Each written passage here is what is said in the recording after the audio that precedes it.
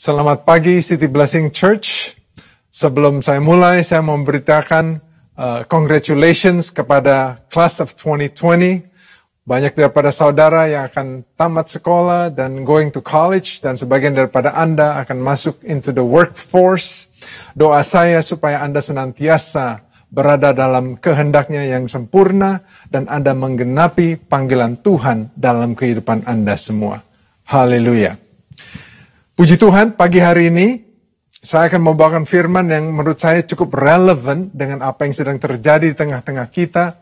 Kalau saya dapat beri judul yang saya bawakan ialah dalam bahasa Inggrisnya, The future belongs to the prepared. Masa depan itu disiapkan bagi saudara-saudari yang siap. The future belongs to the prepared. Ada banyak orang yang mengatakan kepada saya bahwa kita berada di zaman yang sangat berbeda. Rasanya kita berada dalam sebuah badai yang besar sekali.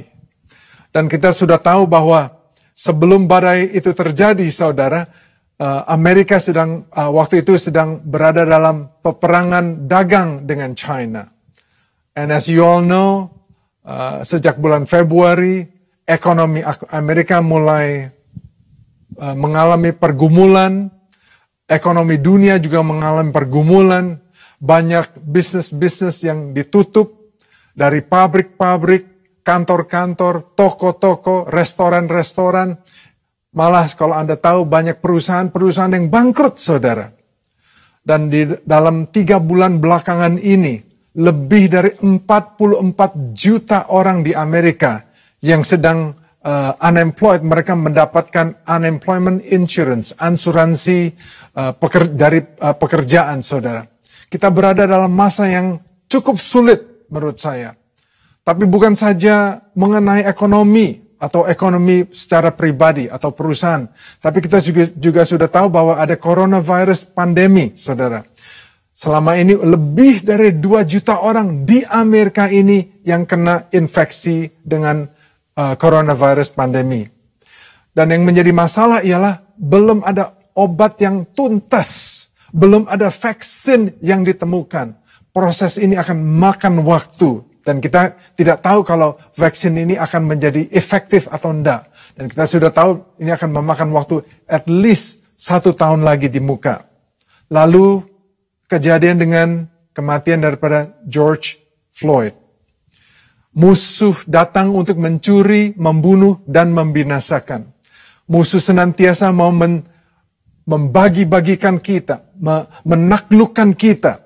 Kita sudah tahu firman Tuhan mengatakan bahwa kalau rumah itu terbagi-bagi, rumah itu tidak dapat berdiri. Tetapi di mana ada kesatuan, di sanalah Tuhan memerintahkan berkat. Musuh senantiasa membagikan kebencian, mengadu domba kita, menipu, memutarbalikan apa yang kita katakan. Apa yang kita maksudnya baik, dia putarbalikan untuk sesuatu yang jahat. Tetapi Tuhan Yesus datang untuk memberikan kita hidup dan hidup yang berkelimpahan. Harapan kita hanya ada dalam Kristus Yesus. 2 Timotius 3 ayat yang pertama. Di sini dikatakan bahwa ketahuilah pada hari-hari terakhir akan datang masa yang sukar. Anda tahu, hari-hari terakhir itu adalah sekarang. Kita hidup di masa yang sukar. Kalau firman Tuhan sudah mengatakan bahwa masa sukar itu akan datang, berarti apa? Masa sukar itu akan ada di tengah-tengah kita, saudara. Dan kalau kita mempelajari dalam bahasa Inggrisnya dikatakan perilous time, masa yang sukar. Dalam bahasa Inggrisnya, terjemahannya ialah masa yang bahaya, masa yang menyakiti, masa yang susah untuk kita mengatasinya. Dan kalau saya dapat translate secara loose, ya, di sini katakan bahwa umat manusia pada saat di mana kita hidup sekarang ini ialah kekurangan kebaikan dan banyak kejahatan. Itu maksudnya bahwa kita ini hidup di masa yang sukar. Berarti apa? Kita harus mempersiapkan diri. Tadi saya sudah katakan, masa depan Anda tergantung dengan kesiapan daripada Anda. Kita harus mempersiapkan diri dalam waktu yang sulit ini, saudara. Dengan ekonomi yang tidak menentu, dengan sakit penyakit yang makin merajalela, dan kita juga tahu banyak sekali hal-hal yang kita tidak dapat atasi dengan riots, dengan looting dan lain-lainnya. Kita harus merencanakan, saudara.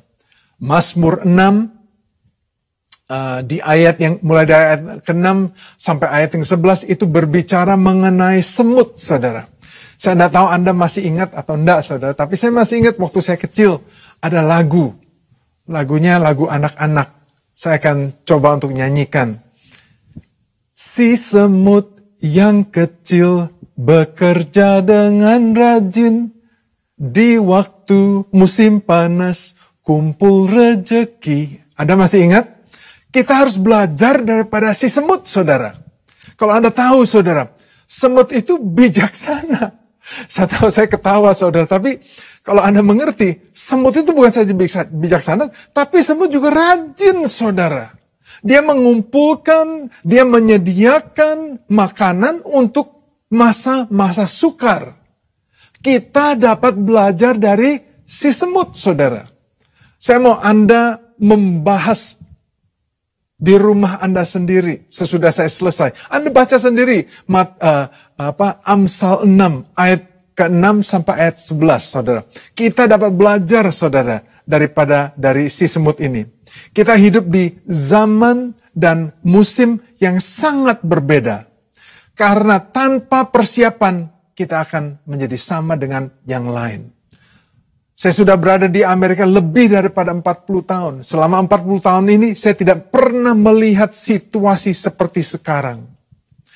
Kelihatannya Anda dan saya, kita tidak dapat bersandar atas kekuatan kita sendiri, kemampuan kita sendiri, pengetahuan kita sendiri. Karena apa? Belum pernah terjadi.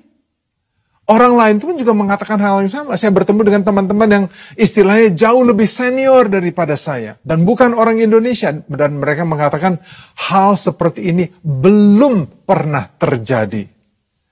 Tapi firman Tuhan mengatakan apa? Supaya Anda ada damai sejahtera, saudara. Matius 16 ayat 18. Matthew 16 verse 18. Sini katakan, di atas batu karang ini, aku akan mendirikan jemaatku, dan pintu alam maut tidak akan menguasainya. Anda tidak perlu takut, saudara, karena apa? Tuhan yang membangun gerejanya. Anda adalah gerejanya Tuhan. Kuncinya, saudara, dengar-dengaran akan suaranya Dia. Dan pagi hari ini kita akan membahas hal ini lebih lagi, dan as we go through it, Anda dapat melihatnya. Tadi saya sudah katakan bahwa kita berada dalam badai yang besar. Bukan saja mengenai ekonomi, bukan saja mengenai kesehatan, tapi kelaliman merajalela di mana-mana. Kita lihat, saudara, di Alkitab yang banyak sekali contoh yang kita dapat kutip. Salah satunya saya akan mengutip dari 1 Tawarikh pasal yang ke-12. Dan kalau Anda pelajari dari 1 Tawarikh pasal 12 itu, pada saat itu, tentara daripada ke-12 suku Israel datang ke Hebron. Karena mereka mau membuat Raja Daud untuk menjadi raja. Dan di sana kalau kita lihat dari pasal 12 ayat yang ke-24. Bani Yehuda ada tentara yang sebanyak 6.800. Ayat yang 25. Bani Simeon ada 7.100. Bani Lewi ada 4.600. Bani Efraim ada 22.800. Bani Manase ayat 31 ada 18.000. Nah, di ayat 32 di sini yang saya mau tekankan ialah apa?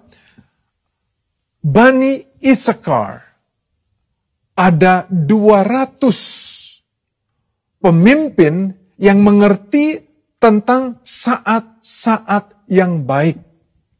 Sehingga mereka mengerti apa yang harus diperbuat. Saudara, kita berada di saat seperti sekarang, musim yang sangat berbeda, waktu yang rasanya kalang kabut, saudara. Anda harus tahu apa yang Anda harus perbuat. Kalau Anda tidak prepare, Anda tidak akan berhasil. Dan saya mau beritahu kepada Anda, untuk Anda yang belum prepare pun, Anda tidak terlambat. Karena apa? Tuhan menyertai Anda.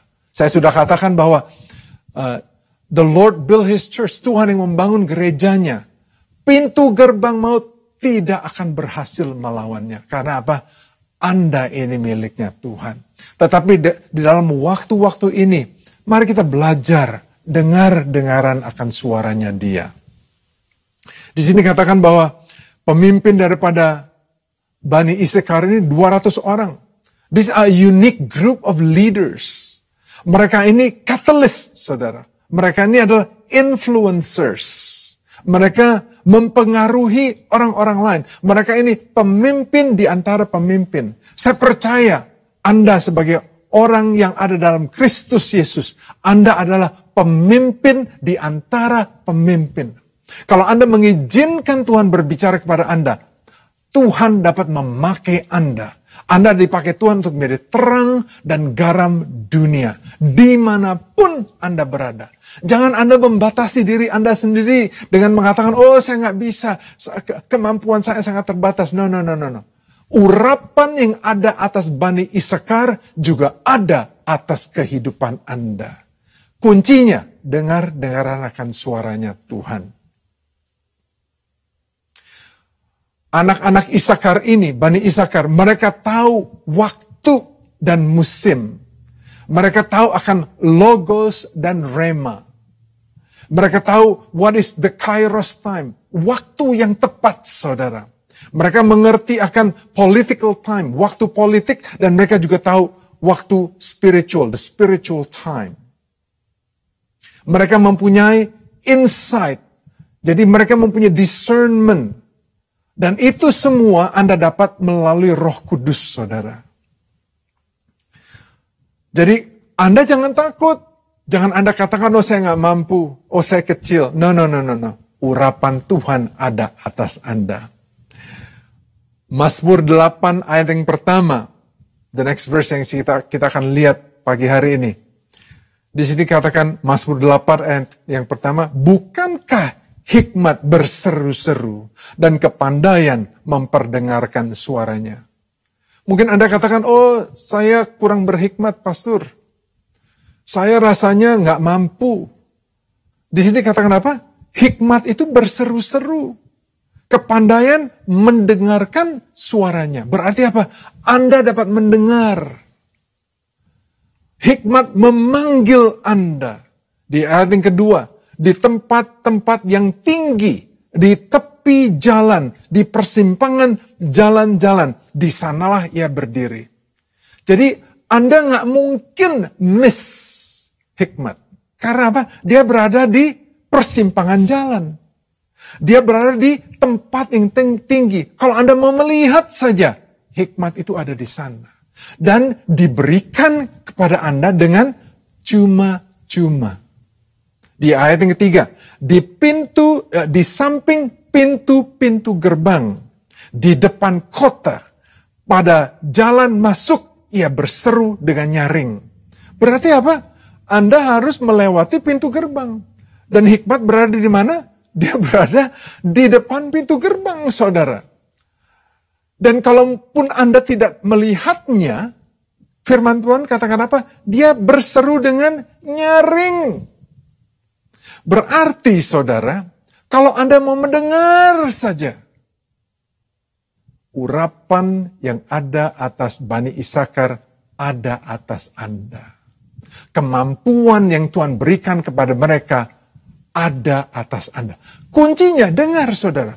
Dan untuk kita dapat mempersiapkan diri untuk masa depan kita, itu adalah your responsibility. Itu adalah tanggung jawab kita sendiri, saudara. Ayat yang keempat, di sini katakan, hai para pria. Waktu saya baca ini, saya katakan, kenapa pria ya? Apakah pria itu lebih bebal? Saya nggak mengerti ini, tapi waktu saya baca ini, saya I was smiling, karena saya dapat melihat bahwa rasanya pria itu lebih keras hatinya daripada wanita. Maka itu dikatakan, hai para pria. Saya percaya ini juga ditujukan untuk para wanita, saudara. Tapi di sini katakan, hai para pria, kepadamulah aku berseru. Kepada anak-anak manusia, kutujukan suaraku. Just in case kita tidak melihatnya atau mendengar di ayat yang pertama, kedua, dan ketiga. Diulangi lagi di ayat yang keempat, saudara. Tuhan memanggil, Tuhan menyeru. Dalam bahasa Inggris, the Lord cry out, wisdom calls us out. Memanggil kita, saudara. Ayat yang kelima, hai orang yang tak berpengalaman, tuntutlah kecerdasan. Hai orang bebal, mengertilah dalam hatimu. Berarti apa? This is self-explanatory. Kalau kita tidak mau mendengar firman Tuhan katakan apa? Kita ini bebal. Kita ini harus apa? Melembutkan hati kita. Jangan kita ini mengeraskan hati, saudara. Yang rugi kita sendiri. Saudara, kita sebagai gereja, kita tahu hal-hal seperti ini sooner or later akan terjadi. Karena apa? Tertulis dalam firman Tuhan. Masa sukar itu akan datang. Dan kita hidup di zaman seperti itu. Maka dari itu, saudara, kita mempersiapkan kelas-kelas seperti kalau Anda pernah mengambil kelas Financial Peace University oleh Dave Ramsey. Kelas itu mengenai keuangan supaya Anda dipersiapkan. Tapi mungkin banyak daripada kita yang sudah mengambil kelas tersebut, tapi berapa banyak daripada kita menjalankan apa yang sudah diajarkan. Percuma, saudara, kalau kita belajar tapi kita tidak menjalankannya. Saya ulangi satu lesson 1 saja. Kelas yang pertama yang kalau Anda pernah ngambil kelas tersebut, kelas yang pertama ialah to create emergency fund. Kita mempersiapkan keuangan darurat. Dan saya masih ingat kelas tersebut, kita menyisihkan $1,000 yang kita sisihkan untuk keadaan darurat. Dan juga diajarkan di kelas yang pertama ialah bagaimana kita caranya budgeting. Supaya kita punya penghasilan, supaya cara kita menggunakan uang itu tidak melampaui penghasilan kita. Kalau kita menggunakan uang melampaui penghasilan kita tuh tekor, saudara. Kalau setiap bulan kita tekor, tidak ada harapan. Maka itu Anda dan saya, kita harus belajar untuk budgeting. Kalau saya penghasilannya misalnya per bulan $1,000. Saya menggunakan uang tiap bulan 1.200. Tiap bulan akan tekor $200. Apakah saya akan charge pada credit card saja? Ya bisa, tapi credit card saya akan numpuk, saudara. Dan itu belum kalau ada kejadian darurat dalam kehidupan saya. Dan saya masih ingat, saudara, beberapa tahun yang lalu di rumah saya. Keadaan darurat ini tidak minta izin, saudara, datangnya. Tahu-taunya pagi-pagi di rumah saya di bawah semen beton itu keluar air. Saya pikir, wow, puji Tuhan ada mata air. Bukan mata air, saudara. Pipa air bocor. Kalau mata air saya dapat bersuka cita. Tapi kalau pipa air bocor, saudara, karpetnya basah, lantainya basah, itu harus diberesin. Lalu saya tanya tetangga saya. Tetangga saya ngomong gini pada saya. Oh, itu juga terjadi pada rumah saya beberapa tahun yang lalu. Lalu dia katakan, dia betulin tempat di mana bocor itu. 2 bulan kemudian, di tempat lain juga ikut bocor. Jadi dia harus menambal sulam beberapa kali. Akhirnya dia decide untuk repipe the whole house. Jadi satu rumah dipasang pipa yang baru. Dan itu, saudara, tidak murah. Kalau tidak ada quote-unquote emergency fund, saya mesti hutang. Dan kalau saya hutang, saya harus bayar. Tapi karena udah ada emergency fund, puji Tuhan, ongkos yang saya harus tanggung itu di-cover di sana. Dan kejadian seperti itu bukan satu, saudara. Saya masih ingat lagi satu kejadian yang saya tidak bisa lupa, saudara. Mungkin sebagian daripada Anda tahu, saya mempunyai seekor anjing. And I love my dog, Ace. It's a Doberman. I love Ace. Dan satu hari, saudara, anjing saya makan obat yang semestinya saya makan. Yang dia makan itu painkiller dan antibiotics. Waktu kami pulang rumah, saya kaget karena satu rumah itu basah, becek, saudara. Rupanya anjing saya itu makan obat dan padahal obat tersebut berada dalam tamper-proof bottle. Jadi botolnya itu yang Anda tahu ya, untuk membukanya keras sekali. Plastiknya itu sangat keras. Dan saya taruh obat tersebut di brown bag, kertas coklat, dan saya taruh di kitchen table. Saya nggak nyangka dia akan lompat ke sana dan dia akan robek itu kertas coklat dan dia akan gigit tembus plastik bottle yang tamper proof dan yang dia makan tuh obatnya, saudara. Saudara, I thank God kami mempunyai emergency fund. Karena pada saat itu kami tidak mempunyai asuransi untuk Ace, anjing kami. Puji Tuhan, saudara. Kalau kami siap, kami dapat melakukannya. Dan kalau Anda hadir minggu lalu, Bapak Iwan dan Lisa dan Pastor Jonathan dan beberapa rekan-rekan kita dan juga James Sudarsono dan Andrew Wongso, mereka melakukan Money Talk. Saya mau menghimbau Anda, kalau Anda ada waktu, Anda kunjungi website kami dan Anda lihat kembali. Anda pelajari apa yang diajarkan di sana. Supaya apa? Supaya Anda ini siap, saudara. Karena masa-masa sukar itu terjadi sekarang. Firman Tuhan mengatakan, there will be rumors of war. Berita akan peperangan. Bangsa akan bangkit melawan bangsa. Isu-isu racial, social issues, political issues, health issue, pandemi, saudara, kelaparan, natural disaster, economic issues, unemployment. Saudara, kita hidup di zaman seperti itu. Dan Tuhan mengajarkan kita untuk apa? Untuk mempersiapkan diri kita. Bukannya akan terjadi atau enggak, itu pasti akan terjadi. Those emergencies will happen. Mungkin saya tidak mengharapkannya atas siapapun, seperti yang saya alami, air bocor di rumah. Dan itu bukan mata air, saudara. Anjing saya makan obat tanpa seizin kami. Firman Tuhan di Amsal 22, Proverbs 22, ayat yang ketiga, verse 3. Sini katakan apa? Kalau orang bijak melihat malapetaka, let me repeat it again. Kalau orang bijak melihat malapetaka, pertanyaannya ialah, apakah Anda bijak? Dan di sini dalam bahasa Inggrisnya, melihat itu bukan saja melihat di depan, tapi foresee. Jadi dia tahu sesuatu yang akan terjadi. Kalau orang bijak foresee bahwa dia melihat sesuatu akan terjadi, malapetaka akan terjadi, bersembunyilah ia. Tetapi orang yang tak berpengalaman berjalan terus, lalu kena celaka.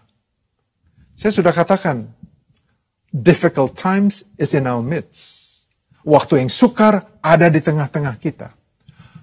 Dangerous time, waktu yang bahaya ada di tengah-tengah kita. What are you doing to prepare? Apa yang Anda lakukan untuk mempersiapkan diri Anda sendiri? Dan kalau Anda pelajari firman Tuhan, saudara, kalau bicara mengenai keuangan, firman Tuhan itu bicara mengenai keuangan lebih dari 800 kali. Kita sudah tahu dan mungkin Anda yang pernah mendengarnya, kalau firman Tuhan bicara mengenai fear not, jangan takut. Itu disebutkan hanya 360 kali. Jadi satu hari Anda mendengarkan, jangan takut. 1 hari sekali. Tapi kalau mengenai keuangan, Alkitab ini membahasnya 800 kali.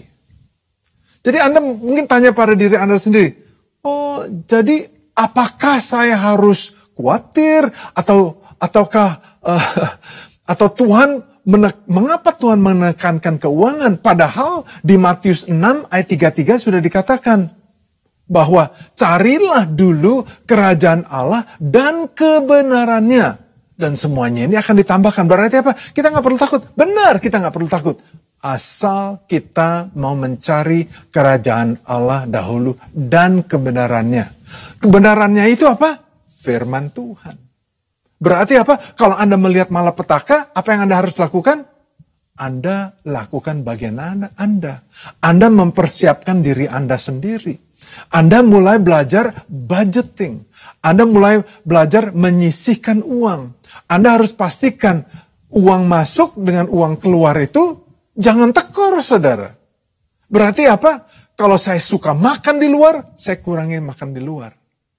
Masak di rumah sendiri. Selama masa pandemi ini, kita sering makan di rumah, saudara. Saya mulai barbecue, saudara. Saya belajar barbecue. Dan saya pelajari bahwa kalau barbecue itu cukup cepat, saudara. Dan istilahnya nggak perlu bersihin dapur. Jadi lebih mudah buat kita semua. Kita makan di luar, Anda dapat makan pakai, styrofoam plates, supaya nggak perlu cuci piring. It's easier. Seperti istilahnya, makan di luar. Tapi di luarnya apa? Di luar pekarangan. Haleluya. Jadi saya mau tanya kepada Anda, berapa banyak daripada Anda sudah melakukan apa yang diajarkan oleh Financial Peace University, FPU. Kalau Anda sudah mendengarnya, Anda sudah mengambil kelas tersebut, Anda harus teruskan dengan apa? Menjalankan apa yang sudah diajarkan. Haleluya. Tadi saya katakan, the future, masa depan itu, belongs to the prepared. Masa depan itu disediakan bagi mereka yang siap, saudara. At the same time, the future is unkind. Masa depan itu unkind kepada orang yang tidak siap, saudara. Karena apa? Orang yang tidak siap itu tidak akan ada masa depan, saudara. Opportunity will not waste time to the unprepared. Kesempatan itu tidak akan diberikan kepada orang yang tidak siap. Kalau kita mempelajari firman Tuhan, semuanya melewati ini, saudara. Kalau kita lihat dari Nuh itu, saudara, dia mempersiapkan untuk membangun bahtera itu bukannya 1 tahun atau 2 tahun, itu puluhan tahun, saudara.